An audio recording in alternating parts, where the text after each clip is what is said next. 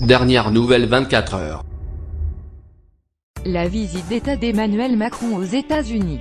On a tout oublié de leur première rencontre sauf l'interminable poignée de main devant les caméras. 9 secondes, comme un bras de fer entre collégiens. La surprise de Donald Trump, habitué à gagner ce concours de virilité incongrue et qui tombe sur un débutant qui lui tient tête, sourire en coin.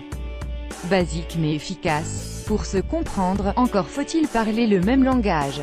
Emmanuel Macron s'adapte parfaitement à ses interlocuteurs. Les deux hommes qui n'ont pas grand-chose en commun se sont trouvés ce jour-là. Depuis un an, ils affichent leur amitié. Et l'un est comme l'autre, adore s'afficher. Sur les deux rives, tout est prétexte à se mettre en scène. Les tweets matinaux de l'américain, les discours très travaillés du français. Là-bas, l'agitateur en chef imposant son charivari. Ici aussi, le pouvoir entre les mains d'un outsider, tout à fait désinhibé et qui secoue le cocotier. Cette semaine, c'est « Regardez comme ils s'aiment ». Et le jour où ils ne s'aimeront plus, regardez quand même, Donald Trump a trouvé son interlocuteur en Europe. Pauvre Theresa May qui s'était précipitée à Washington et qui découvre que l'Atlantique est encore plus large que la Manche.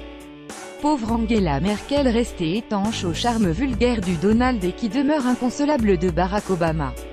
Londres et Berlin rivalisent depuis la guerre pour être le meilleur ami de l'Amérique en Europe et tous les autres, les pays latins comme les Scandinaves, les nouveaux venus d'Europe centrale comme les vieux alliés du Benelux tentent d'être le premier de la classe dans l'OTAN.